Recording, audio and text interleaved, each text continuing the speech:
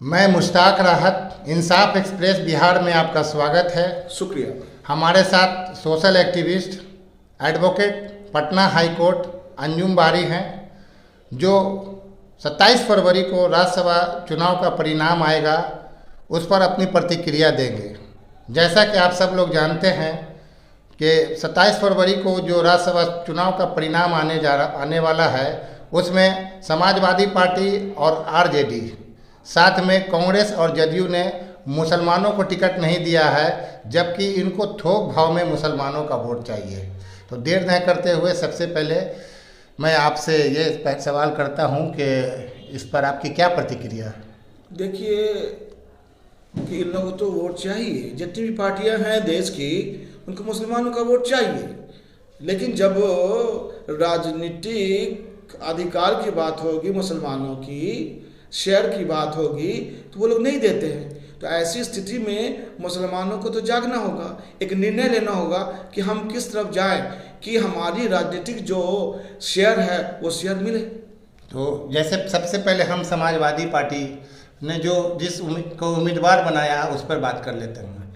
तो जया बच्चन को 5वीं बार राज्यसभा भेजा जा रहा है, जो कि खुशनसीब हैं क्योंकि बंगाली ब्राह्मण परिवार के हैं और बंगाली ब्राह्मण का वोट 99% बीजेपी को जाता है। साथ ही उनके साथ ही आलोक रंजन जी हैं, जो कायस्थ समुदाय से आते हैं और कायस्थ समाज का भी पूरे भारत में 95% वोट भाजपा को जाता है।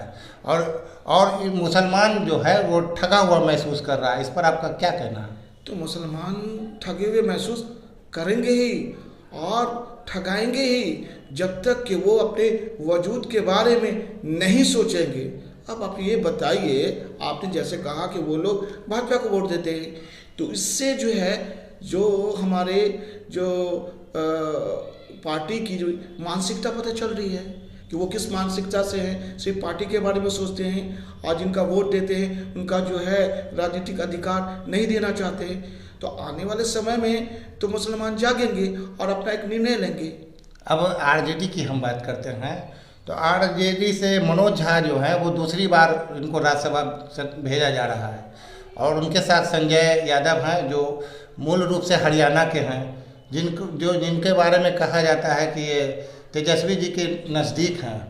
तो आरजेडी तो पहले ही परिवारवाद और भाई भतीजावाद के लिए बदनाम है और मनोज झा के बारे में कहा जा रहा है कि ये बहुत अच्छा बोलते हैं। तो इनकी करनी तो अच्छी है, सॉरी कथनी तो इनकी बहुत अच्छी है, लेकिन करनी क्या है? ये तो बहुत खुशनसीब हैं क्योंकि ये ब्राह्मण समाज से आते हैं और आज ब्राह्मण समाज का 95% वोट भाजपा को जाता है। और दूसरी बात ये कहना है कि तेजस्वी जी कहते हैं कि A to Z की पार्टी है और उनको थोक भाव में मुसलमानों का वोट चाहिए। तो इन दोनों को देख करके क्या मुसलमानों को मुंह चिढ़ाया है इन्होंने? देखिए, ये हमेशा से मुसलमानों का 100% वोट चाहते हैं और इन्हें 90% 95% वोट मिलता भी है और कभी कभी 5 से 8% कभी कहीं और चले जाते हैं। तो वो मुसलमानों से अपील करते हैं कि ऐसा क्या हो गया हमसे गलती कि आपके वोट शेयर जो है दूसरे को चले जा रहे हैं, 5% कम हो गया। तो मैं बता दूं, आप खुद से एनालाइज करें कि मुसलमानों का वोट धीरे धीरे तो दूसरे तरफ जागा ही। आप वोट तो लेना चाहते हैं, लेकिन जब हमारे राजनीतिक अधिकार और राजनीतिक में शेयर की बात होती है तो उस वक्त आप ठेंगा दिखाने का काम करते हैं। मुसलमानों, मैं बता दूं कि अपने वजूद की लड़ाई लड़ो। अगर अब ना लड़ोगे तो आने वाले वक्त में आपकी जो है पहचान भी न रह जाएगी। अब मैं कांग्रेस के बारे में बात कर लेता हूं कि 2010 में अखिलेश प्रसाद सिंह ने कांग्रेस पार्टी को ज्वाइन किया है और ये दूसरी बार जा रहे हैं राज्यसभा और बहुत ही खुशनसीब हैं। ये भूमियार समाज से आते हैं और भूमियार समाज का 95% वोट बीजेपी को जाता है।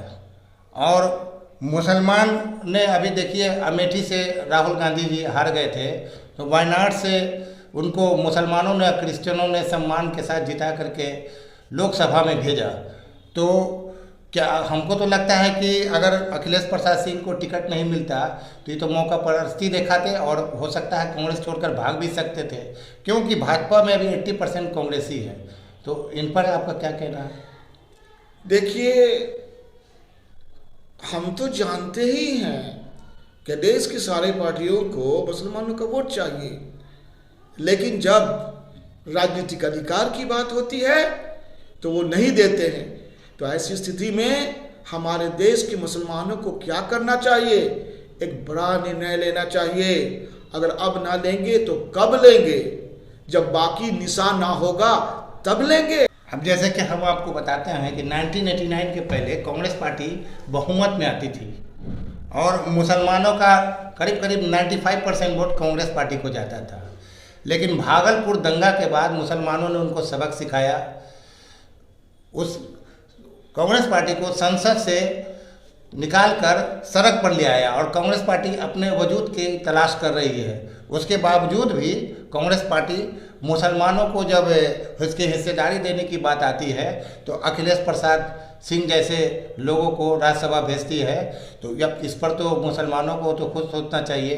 अब आपसे बात करते हैं जो जदयू के संजय झा हैं। तो संजय झा पर बात करने से पहले बताना चाहता हूं कि नीतीश कुमार ने कहा था कि ओवैसी बीजेपी की बी टीम है, ओवैसी बीजेपी की बी टीम है, और ये बोलने के बाद वो भाजपा की गोद में जाकर बैठ गए हैं।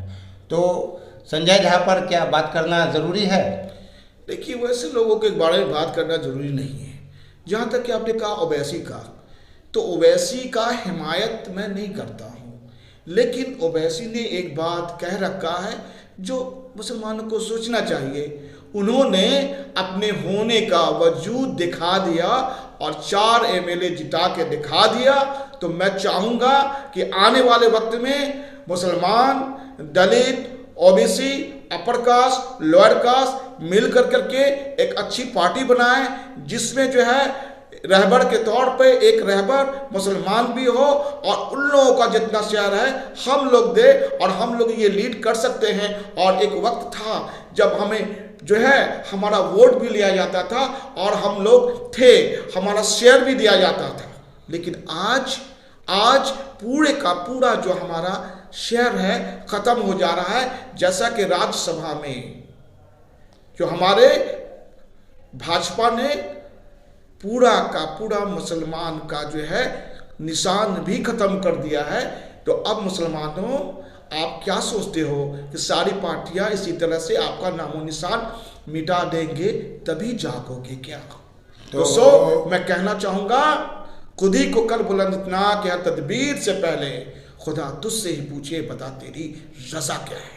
तो राज्यसभा सदस्य मुसलमानों को नहीं भेजकर आरजेडी, समाजवादी पार्टी, जदयू और कांग्रेस ने ये साबित कर दिया कि उनको तलवा चाटने वाला मुसलमान चाहिए, उनको आपको पोस्टर और बैनर साटने वाला मुसलमान चाहिए, उनको भीड़ लगाने वाला, ताली बजाने वाला, कुर्सी सजाने वाला, दरी बिछाने वाला मुसलमान चाहिए, उनको आँख से आँख मिलाकर बात करने वाला मुसलमान नहीं चाहिए। तो अब तो इस पर मुसलमानों को खुद ही सोचना है। तो ठीक है, इसी के साथ मैं आज के इस एपिसोड को समाप्त कर